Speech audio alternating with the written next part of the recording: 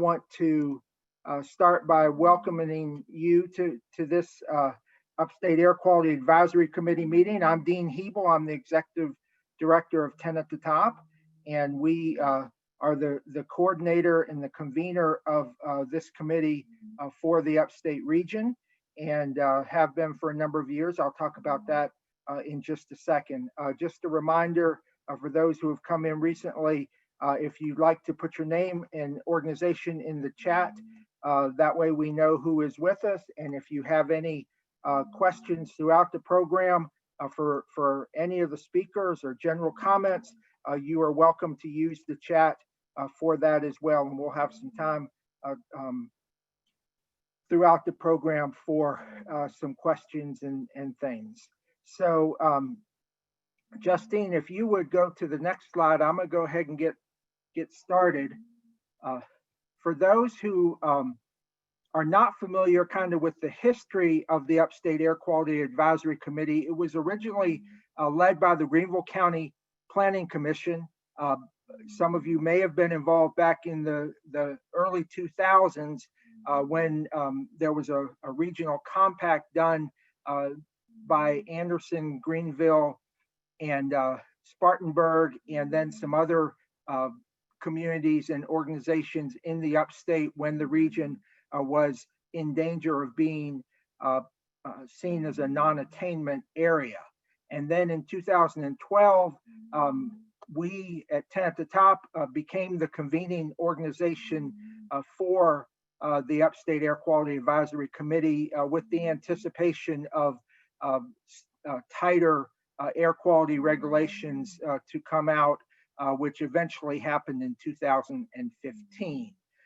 This is really a loose advisory committee right now in terms of it is comprised of folks representing local governments, businesses, and nonprofits. But as we'll talk about in a minute, you know, we really, because of where we stand, have not been as engaged as we were for a number of years. We are the liaison with the South Carolina DHEC Bureau of Air Quality, and we're one of 7 designated regional advisory committees in South Carolina, and I'm sure our guests will talk a little bit more about that later. Justine, if you can go to the next slide. So when we at 10 at the Top took over in 2012, the first thing that the group wanted to do was a campaign that we called Clean Air Upstate, and it focused primarily on mobile sources for future emissions reduction, primarily because the compact that was done in the early 2000s focused more on the sources from manufacturing and the coal plants, which of course don't exist here anymore, and those kind of things. So there were 2 primary focuses: education and outreach, and then creating specific strategies for reducing emissions. It was active from 2012 to 2016. In 2015 was when the most recent standards came out, and we were under the standard at the time. It, I believe, and Rhonda can correct me if I am wrong on this, but I believe it was the first time that our region was under the standards when the standards were announced, that we didn't have to do any mitigating to get down lower. So that was a very positive thing for the upstate. And so we've really been in maintenance mode since 2016. In 2018, we did do a conference called A Cleaner Future around air quality and sustainability. We had originally intended on doing a similar one here in 2020, but obviously a few things have happened that have kept us from being able to do that this year. But I anticipate in 2021 or 2022, depending on how things go, we will probably have a workshop at some point. Justine, to the next slide.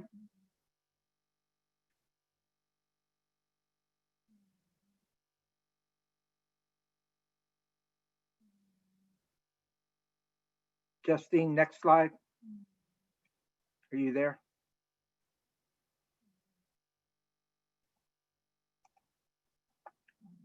our internet went out, so Justine is working from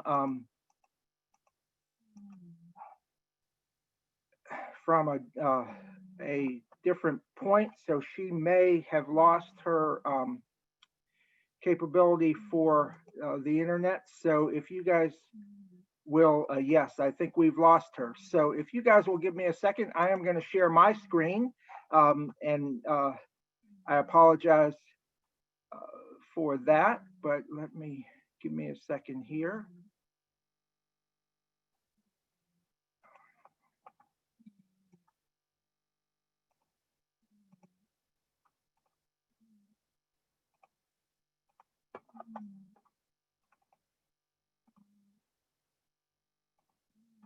All right, hopefully I will be able to do this. I'm back. Sorry about that. Oh, you are? Okay, I'm trying to share my screen. And I'm not sure if I'm doing it. Can you all see my screen now by chance? We see your teams. What?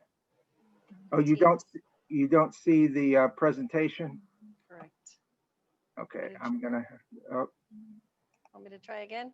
I think I got it. Okay, it's a little unstable where I am. Can you see it now? Yep. Okay, perfect. Sorry about that, but you know, if we've learned anything in this year, we have learned that it's about adapting, right? Yep, we need Wi-Fi. What?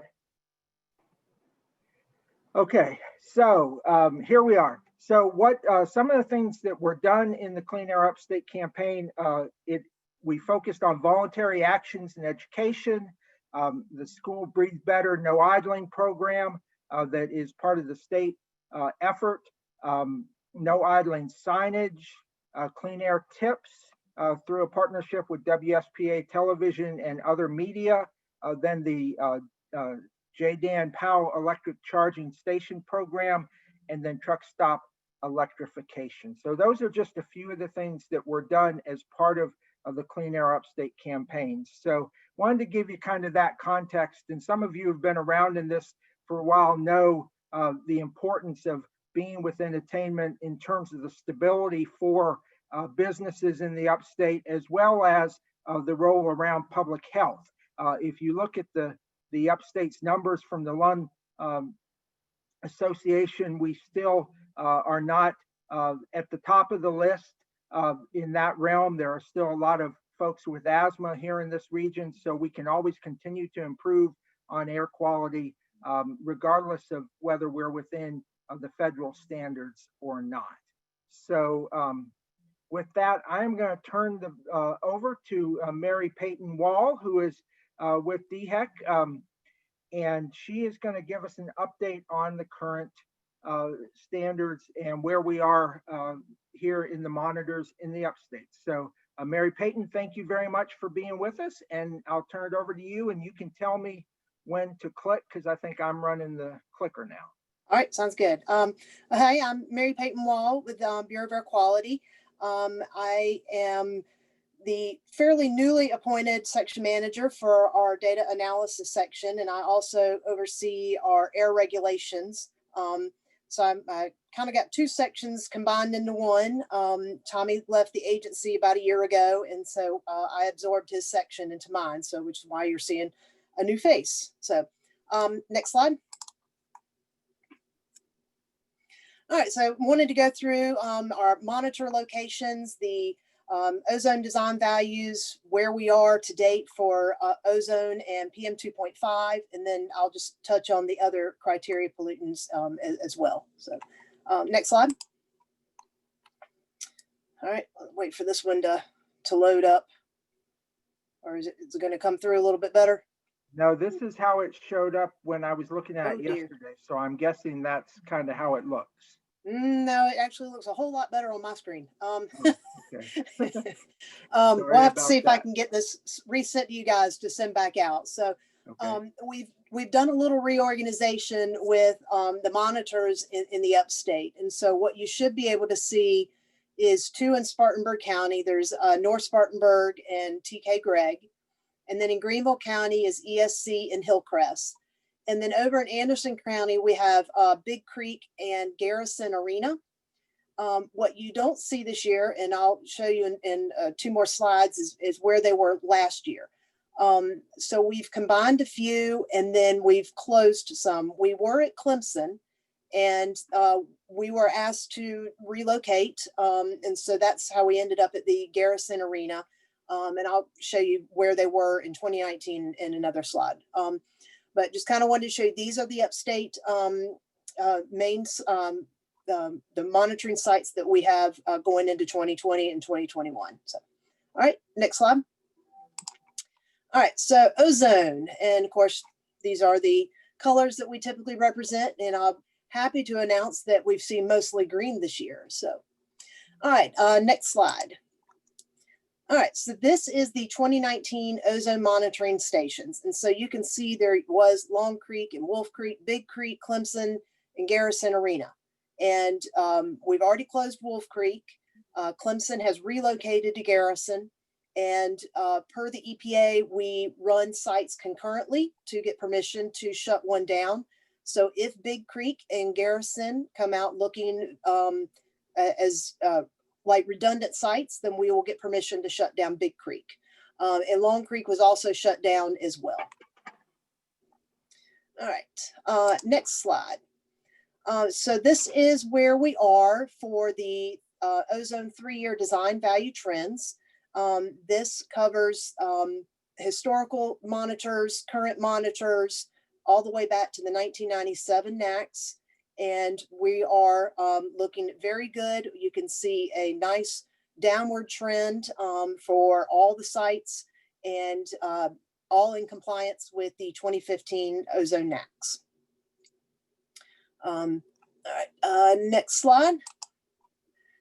All right, this is a really nice one. You can see a massive downward trend in the number of exceedances that we have. So this covers all the way back to 2000. And you can see that we only had 4 exceedances last year. And that is, you know, for a daily exceedance. We've had some really good ozone seasons the last maybe half dozen years. We'd like to see this continue, and I believe that we will. Things are looking really nice for those. All right, next slide. Okay, so we've not actually exceeded or violated for an actual, the standard itself. We've had 1 8-hour max that went over, and that was at North Spartanburg, and it was 0.074 parts per billion, and that is only just 1 8-hour value. So we've had no actual daily exceedances that we can count as a violation. On the graph on the right, you can see the 3 main upstate monitors, and you can see how we are complying with the NACs and that we are below this year. And this is estimated for 2020, of course, because we have not validated anything. We still have 2 more days to go in our ozone season. So, all right, next slide. All right, I actually kind of ended up skipping this one. I didn't have a good, as I was looking at it today, I didn't have a good reference on there. So I'm going to end up skipping this one. The only point of what I wanted to show was that most of our exceedances, when we have them, tend to typically come in the beginning part of an ozone season. So, all right. So if ozone season ended today, and this is actually if it ended on October 19th, I was getting help from my staff putting all the numbers together. We do only have 2 more days in the season, and not much has changed.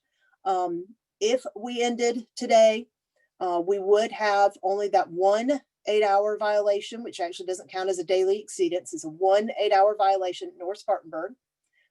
You can see that comparison between 2018, 2019, and 2020 fourth high values. It is the average of those 3 that we use to calculate the design value. And then there is a critical value, which is the 4th highest that would result in an actual violation. You'll notice that Garrison has the asterisk marks. It is a brand new monitor, so it's only going to have 1 year worth of data. So we'll need an additional 2 years before we can calculate a design value for it. All right, PM 2.5. So next slide. You can see just the size of what we're looking at here. It's just a slide that we like to show so you can get an idea of how small of a particle that we're talking about. All right, next slide. Okay, so this is the trend for 2000 to 2019 for the 3-year annual mean design values. And again, you can see a downward trend. So this is a excellent news for Upstate, that we're seeing a fall in the emissions, the monitors. Let's see. And next slide gives you the 24-hour. So let's go to the next slide. Yeah, there we go. So here's the 24-hour. Again, all the design values are below the NACs. We have both the 1997 and then the 2006 and 2012 NACs on there. Again, all the monitors are showing compliance and that they are below. All right, moving on to the next slide. This is just going to cover the other pollutants. So next slide is PM10. The primary standard is 150 micrograms per meter cubed. It is not to be exceeded more than once per year on an average over 3 years. And we have had no exceedances in South Carolina in the last 10 years. The graph shows that the second max for each of the sites, the second max cannot be exceeded more than one time per year. So we wanted to show you that, and you can see just how low. You can see where the NACS is up at 150 and how far below we are. So that is a good sign.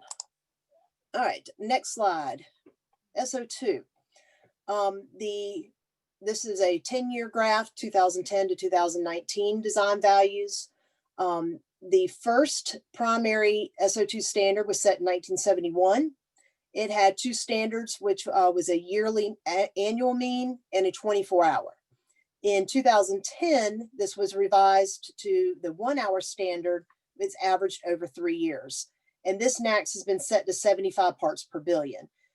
This standard was retained in 2012 and 2019. And you can notice how far below the NACS we are. The largest source is going to be your power plants and any of the coal-fired boilers. And that has been almost eliminated in the upstate. There's very few coal-fired anything left. Most of those are either in the Midlands or down in the Low Country. So I anticipate this downward trend to stay where it is for SO2 in the upstate.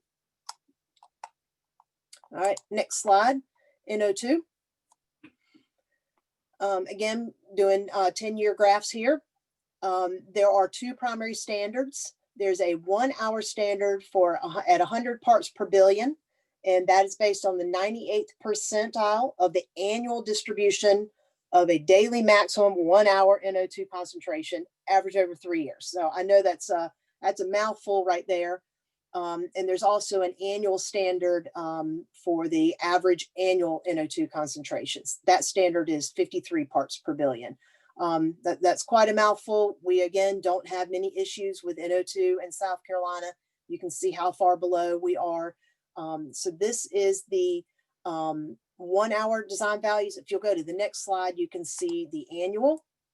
And again, this one is set to 53 parts per billion, and you can see just how far below we are across the state. All right, and next slide, we'll round it out with CO, carbon monoxide.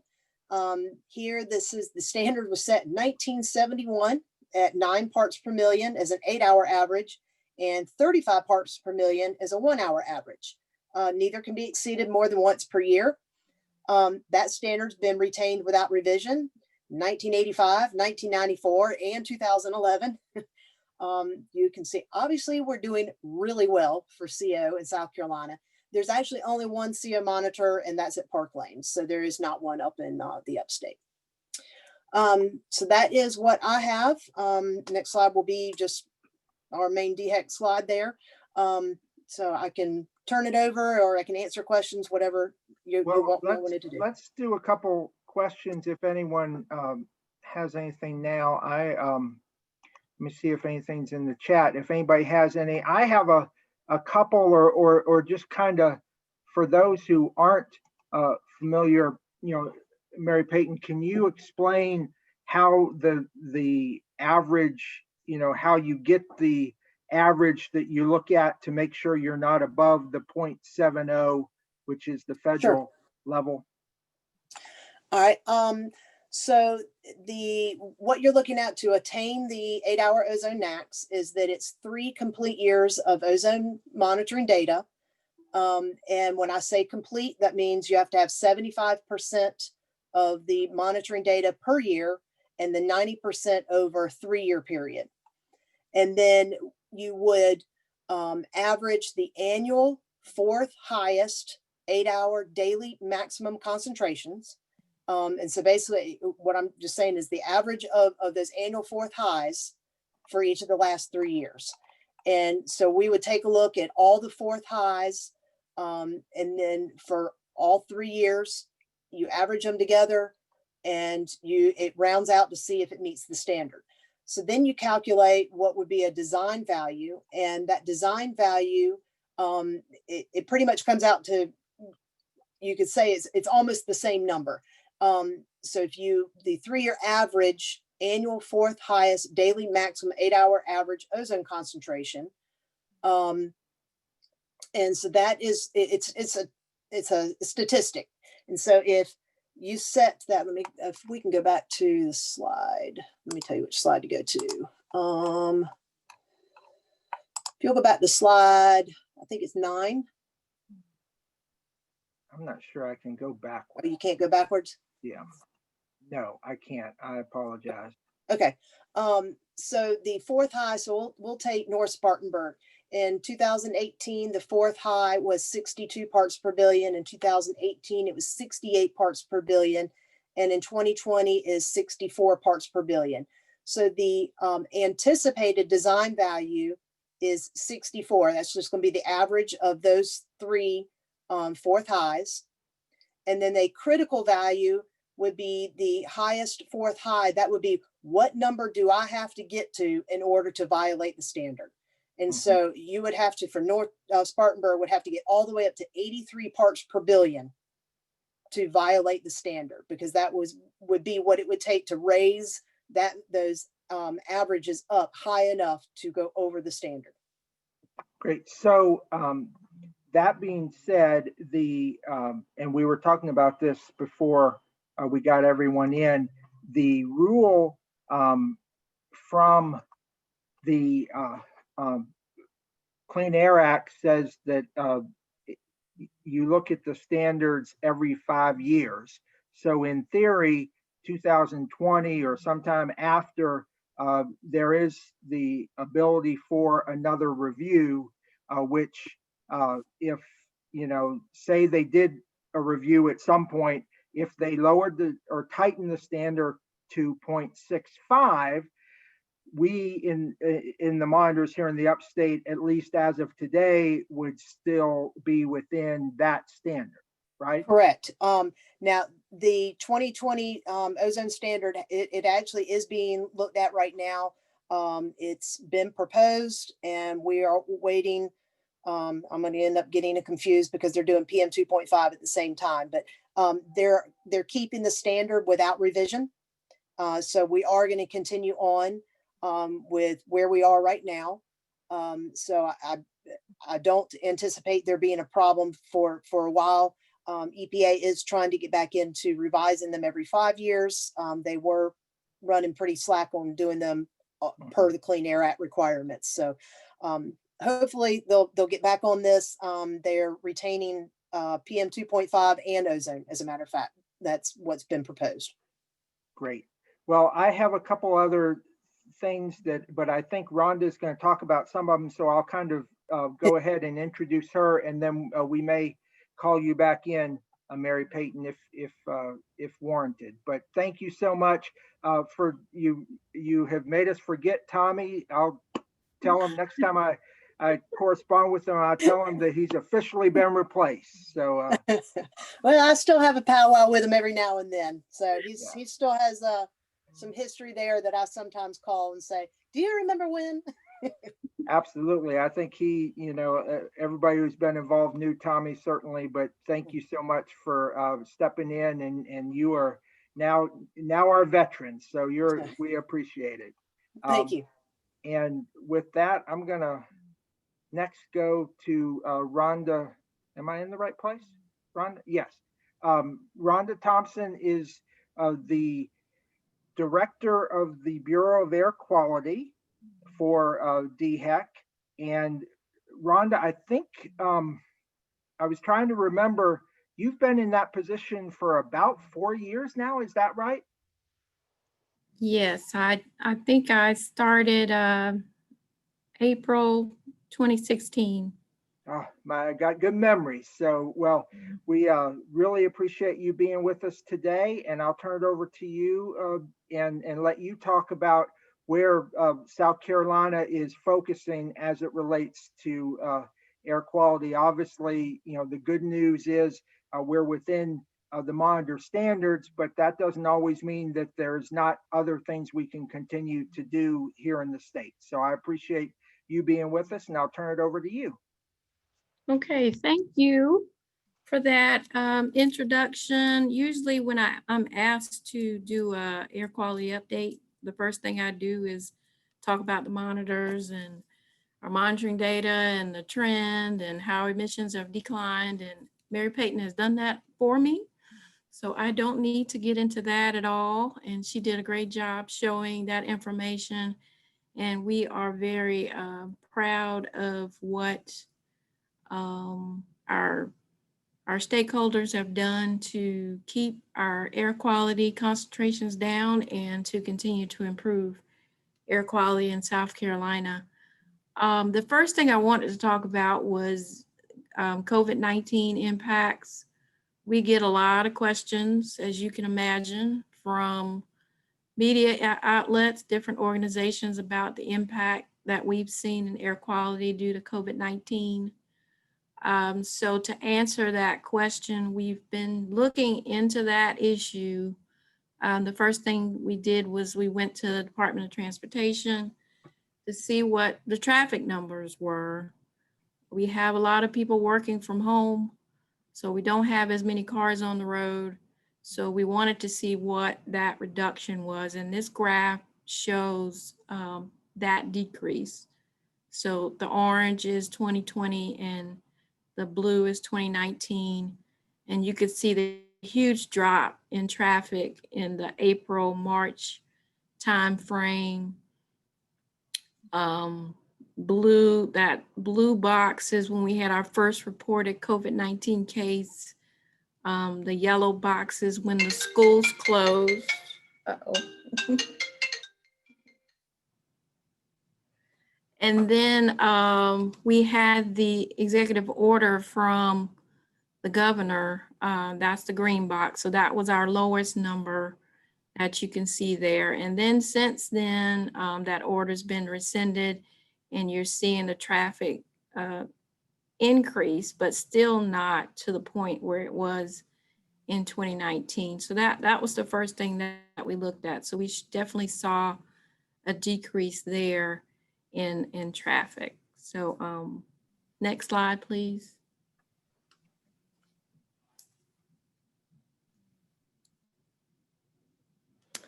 So the second thing we wanted to do was look at our ozone data, comparing this year from last year.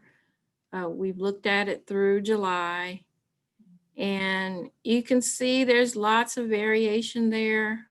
As most of you know, ozone is influenced by weather. So that is a factor in there. So, some parts of the year we saw decreases, some parts we saw increases. So there's a lot of fluctuation at our monitors for ozone and between this year and next year and last year. So the next slide, please.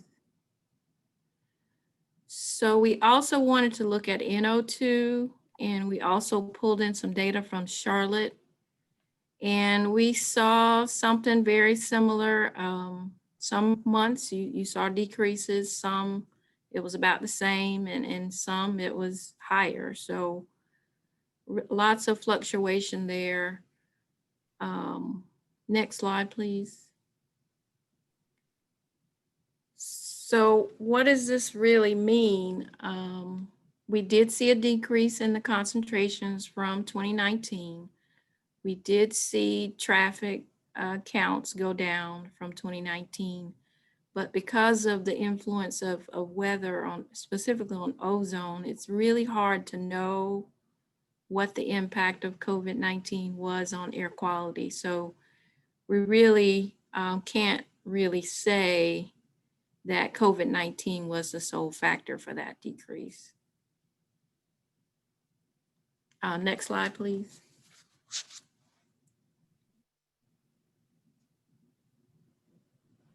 So for the rest of the presentation, I really just wanted to talk about some of our education and outreach programs. I know your organization has done a lot. You are really a model for the rest of the state of all the activities that you are doing to improve air quality and make sure that we stay in attainment for all pollutants. I wanted to talk about some of the programs we have for our schools and for businesses, for homes, and also talk a little bit about a grant program that we run. Next slide, please. These are the air quality coalitions that we currently have. We have 6 of them. The 10 at the top is very active. We see them as a model for the rest of the state. All the things that you're doing, we appreciate and would love to see the rest of the state do more activities to promote air quality. So we want to commend you for those efforts. So we are working with those different coalitions across the state. Sam Christmas, who I believe is on the line, is coordinating that effort. So if you have any questions about that, you can contact him. And I think the slides don't show his contact information at the bottom. We also have it if anybody needs it. Yeah. Yeah. We also have the EPA Advanced Program, and this is a program geared at encouraging proactive steps for the community to take to make sure that we stay in attainment. And I believe Amy Curran is on the call as well, and she's the contact for that. She's putting a thumbs up, okay? So her contact information is at the bottom of the slide too, and I believe these slides are gonna go out to everybody so you can see the bottom. So I've put the link there for more information about the advanced program. So that is a program that we are involved with. Our entire state is enrolled in EPA's program. So we are looking forward to working with all the coalitions to come up with ideas to maintain attainment and also continue to improve air quality in South Carolina. Next slide, please.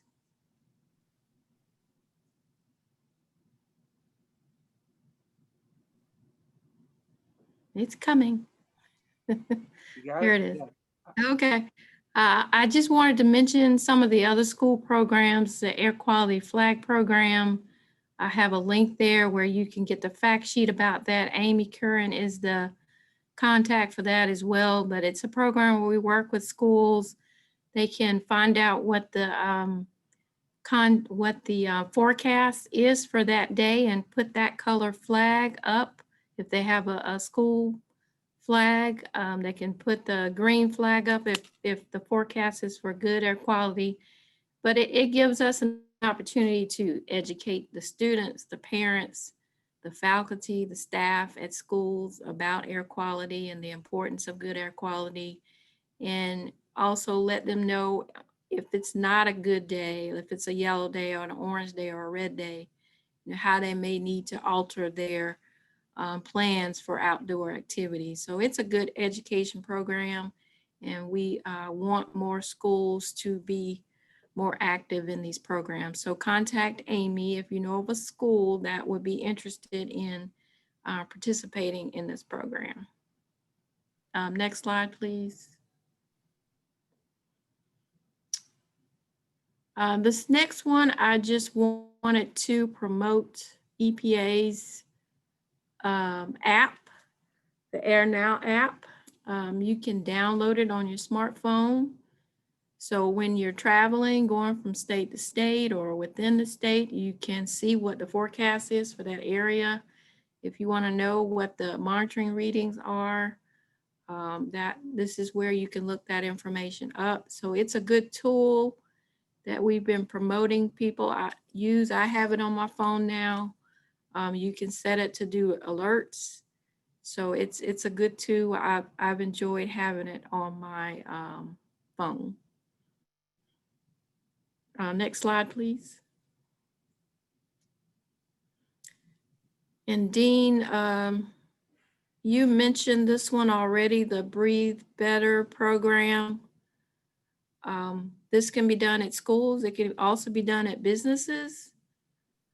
If you want to educate parents, students, employees about the dangers of idling, you waste fuel, but you also generate air pollution. So we've been working with lots of schools across the state of trying to put in anti-idling campaigns. You have your school buses that idle, you have parents in the picking up kids and dropping off kids that idle. So just educating them on not idling. And this is a good program that we're encouraging schools and also businesses if they want to participate. Amy is the contact for that as well. And we have the link for more information on Breathe Better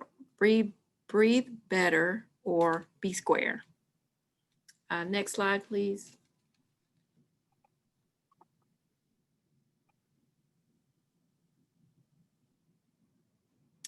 And this is a fairly new program.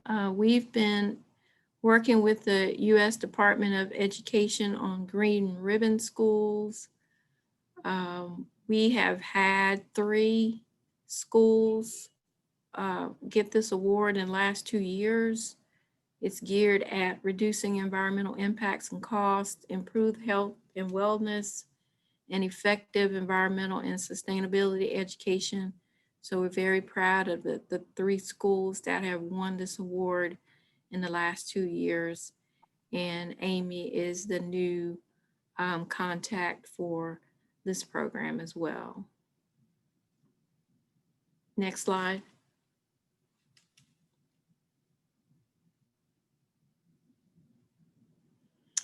I also wanted to talk about radon, specifically with the radon program. From all the testing that's been done, the Upstate has the highest levels of radon in the state. Radon is naturally occurring. It's a gas, it's odorless, it's tasteless. You can't see it. It is the second leading cause of lung cancer. So it's a very important program for us. We're trying to get the word out to the community about radon. We offer free radon test kits. All you have to do is contact us to get a test kit and do a test in your home. Instructions of how to use the test kit are on our website. There's a video there. Leslie Coolidge is the contact for this, and please contact her if you're interested in getting a test kit. And we also have more information on our website. Next slide, please. So this map just shows the radon levels across the state. And as you can see, the Upstate has more red than the rest of the state. Greenville County has done the most testing And that's been because there's been several media outlets that have run stories about the dangers of radon. They do it every year on a regular basis. And we just got a request from them this week, actually. So you'll probably see more information about it in your newspapers and TV stations coming up soon. So there's been a lot of testing in Greenville County. And the upstate does have higher levels of radon than the rest of the state. Next slide, please. I also wanted to talk about the DERA grant. That is a grant program that we administer. Every year we get an allocation from EPA to sub-grant out to in facilities. Anyone who wants to apply for this money, there is a match required. This year we had a little over $200,000 to allocate, and we have met and decided on 5 companies to award that money to. We've also been successful for 3 years getting the national DERA money, which is a competitive grant, and it can be up to $2 million. So we've been very successful in getting the competitive grant as well. A lot of that has gone to our port in Charleston. We also have monies available for school bus rebates, and there's also a program for tribes. And Sam Christmas is the contact for the DERA program, and we have the website there. Next slide, please. And then lastly, our COVID response. If all of you know, DHEC is a combined environmental and health agency. We are very involved in the COVID response. So we are encouraging everyone to do what they can to fight the spread by wearing your mask, by staying 6 feet apart, and getting tested. And there's more information on our website about COVID-19. And we thank everyone for your efforts to help us control the spread. Next slide. And that was my last slide, and this is our contact information, and I'll take a few questions. Great. So thank you, Rhonda, and we will, as you said, have the presentation available for everyone as well. So my question is, all right, so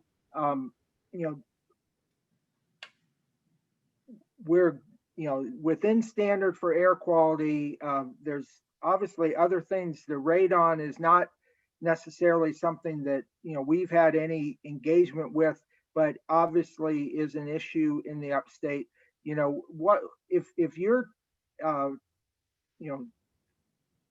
providing the opportunity here to talk to folks here in the upstate around air quality, what is the issue we should be looking at over the next year?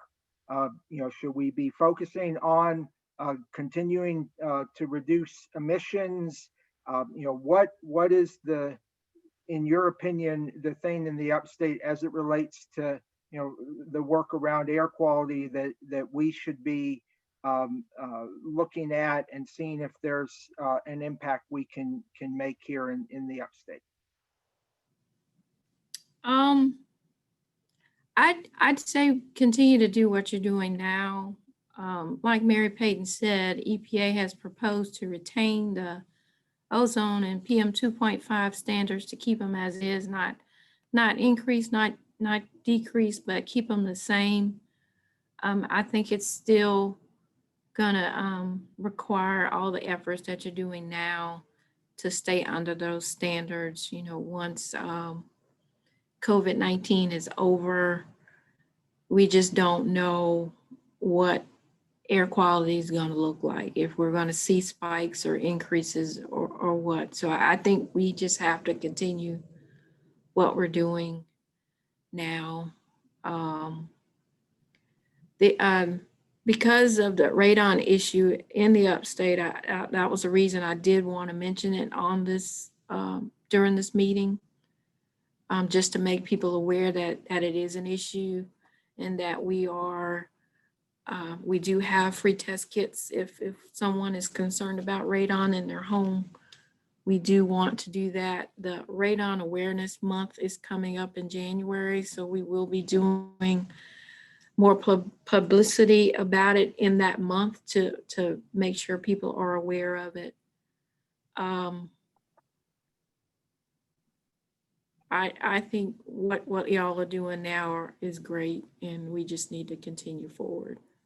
Great. Well, thank you, Rhonda. I really appreciate you taking time to be with us today. And like I said, we'll have this presentation available. And some of you have participated in the past. We've had state meetings of the different coalitions, and hopefully at some point in the next year or two, we'll get to do that again. I think those are always fun. I know we try as a state to focus around Air Quality Awareness Week, which is typically, I think, in late April or early May. Obviously, this year with COVID, we weren't able to have this meeting during that time frame. But as we move forward, we continue to look for opportunities to work with you all and then with other coalitions across the state. So thanks again for taking time to be with us.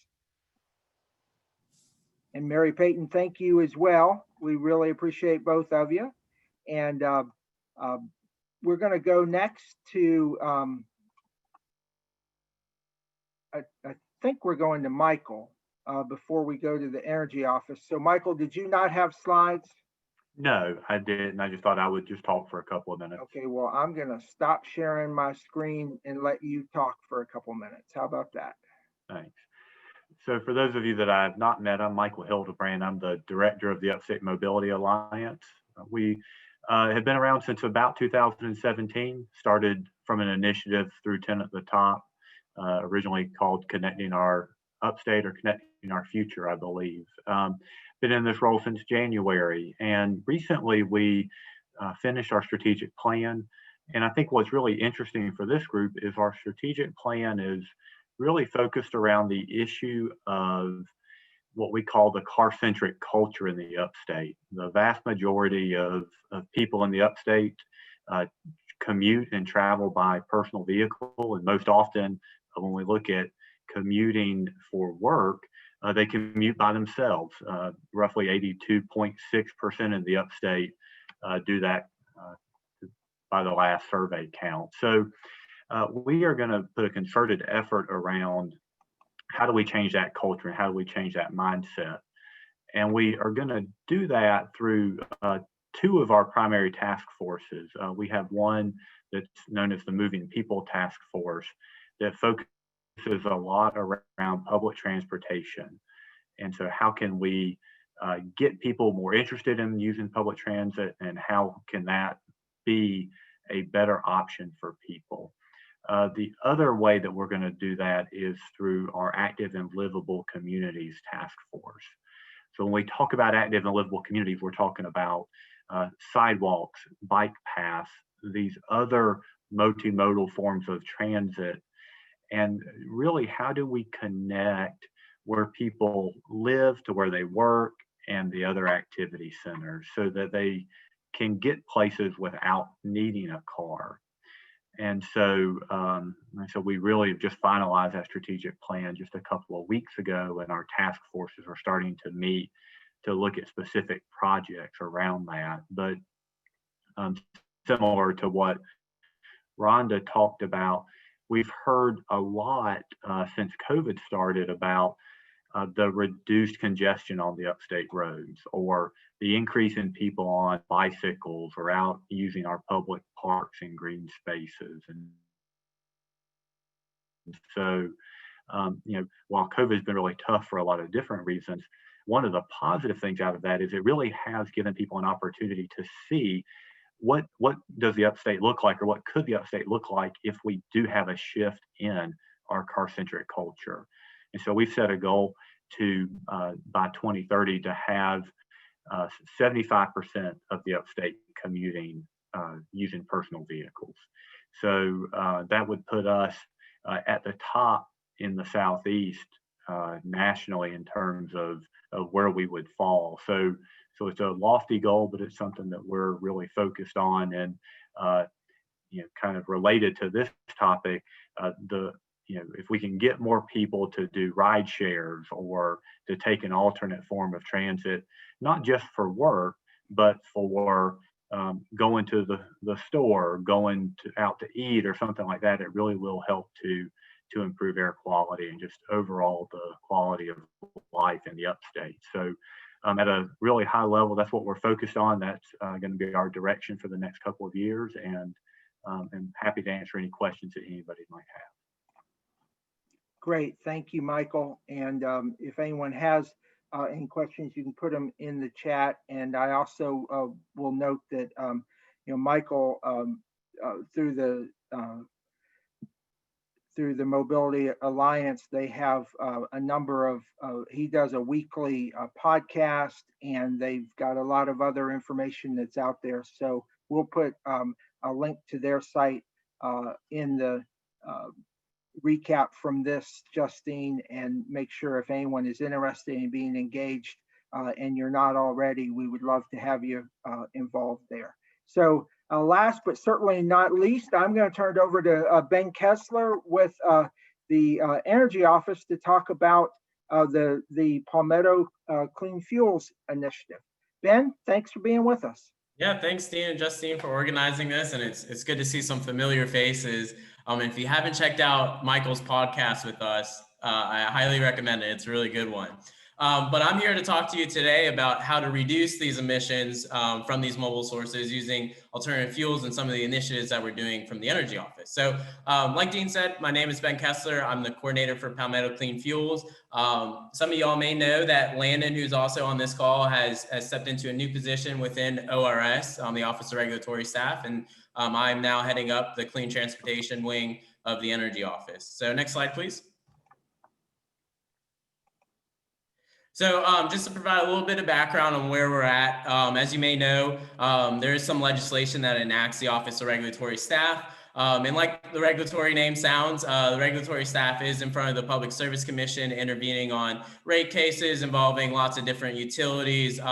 They work in transportation issues such as railroad safety, monitoring Lyft, Uber, and taxi cabs, doing pipeline safety monitoring. And we also have an equipment distribution program for hard of hearing and visually impaired citizens. And stemming from that is us, the Energy Office. And so it should be known that we do not have any state appropriations. The Energy Office is funded entirely through the U.S. Department of Energy, the State Energy Plan.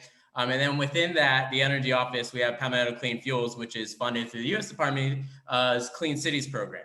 And so Clean Cities and Palmetto Clean Fuels is an organization that really strives to reduce petroleum usage through the use of alternative fuels or increasing mass transit, rideshare programs, increasing energy security through domestic fuels, and increasing our air quality. So next slide, please.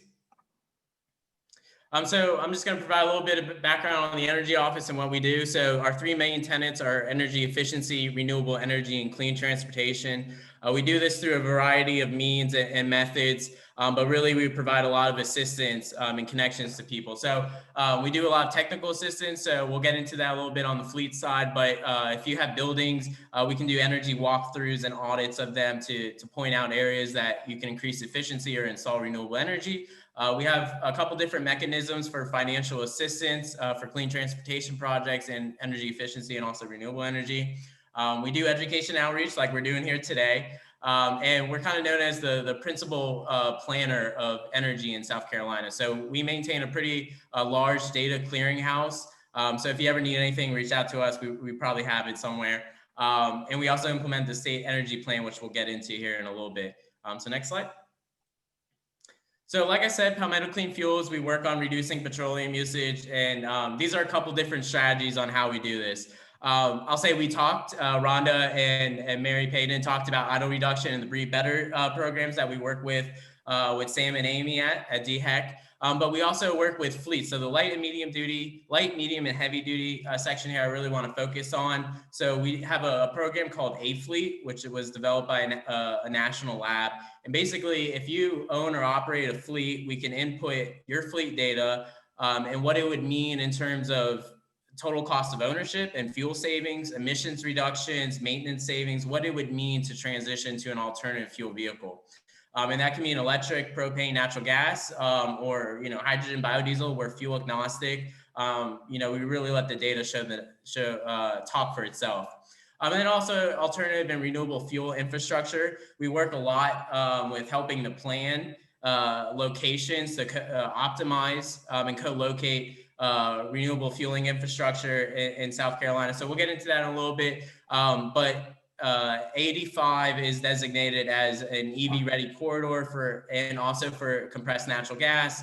And as well as 26 is an EV corridor. And then also I just wanted to throw in new mobility choices and emerging transportation technologies. We had done a webinar earlier this year with Clemson University and their Connected and Automated Vehicle Institute on some stuff. So if you want to check that out, you can check out our YouTube channel. We've got an uploaded video there. So next slide, please. So lead by example. I'm going to run through this slide because I know so we have just a few minutes, but this came out of the 2016 State Energy Plan that state fleets should lead by example in terms of alternative fuels. So what you're looking at here is the first South Carolina agency procured electric vehicle. We received this in March. We got this wonderful promotional wrap on it just a couple months ago. And what you're seeing here at the bottom picture is our plug-in SC program. So if you own a charging station, we have a new incentive program where we'll pay for signage, and we also have a stencil to put down pavement markings to make your station visible. And this station here is actually one that we did in collaboration with the South Carolina Parks and Recreation and Tourism. So we have 3 stations across South Carolina currently, one at Santee, one at Sesquicentennial, and yesterday we actually checked out one in Paris Mountain. So there's a level 2 charger up there in Paris Mountain. And I'll say we also took this vehicle up to Greenville yesterday to celebrate a really great story of a Greenville clean energy hero. If you haven't looked him up yet, Jack Kendrick, he is a 7th grader at the League Academy. He petitioned for a handicapped propane school bus for him and his classmates, and they just received that the other week. So really great story. Next slide, please. So like I said, alternative fuel corridors, this is something that came out of a congressional act, the Fixing America's Surface Transportation Act. As you drive around the interstates in South Carolina, you may now notice these blue signs, and they designate areas of the corridor that you can travel, that there's sufficient infrastructure. So we placed these in 2017. We're updating them as needed. We got a new update just a month ago from the FHWA, so we'll be updating those shortly. Next slide, please. Just to throw in quickly, information and education. These are really good resources. The Alternative Fuel Data Center is run by the US DOE. Really good stuff. Fueleconomy.gov is what you would find on the sticker window of purchasing a new car. And then, of course, PalmettoCleanFuels.org is our website. Next slide. And then I just want to offer the opportunity to become a stakeholder with us. It is a completely voluntary process, non-binding agreement of saying that you would like to promote alternative fuels and like to see South Carolina air quality get better. So the benefits of them we'll inform you of our events that are coming up, success stories you'll be involved in, funding opportunities when they become available. And like I said, that A fleet analysis, if you got a fleet, we can do an analysis on it. So we'll also list you on our website as a stakeholder, and there's a memorandum of understanding here that you can sign and download and send us that our way. So next slide. And so this is my final one. I know I've thrown a lot of information at you all and run through this very quickly, but my name is Ben Kessler. Again, I'm the coordinator for Palmetto Clean Fuels and a clean transportation specialist within the energy office. And here's my contact information. So please feel free to reach out to me. Thank you, Dean and Justine, for organizing this. Great. Thank you so much, Ben. We appreciate it. And again, Justine will be sharing all the slides and contact information in the wrap up. So with that, I want to thank everybody for being with us, and especially to our speakers. And I think as we move into 2021, while certainly this has been a challenging year, and we know from an air quality standpoint we are within attainment, but improving air quality is always a good thing for our environment and for our public health. So we will continue to look at opportunities. If you have ideas, please reach out to me or to Justine. Going into 2021, my hope is we'll be able to have our next meeting during Clean Air Week towards the end of April or early May. So with that, I want to thank all of you for being with us today, and we are adjourned. Have a good day. Thanks. Yeah. Bye. Thank you, Dean. Thank you, everybody. Thanks, Dean. Bye, Rhonda. Thank you. Bye, thanks.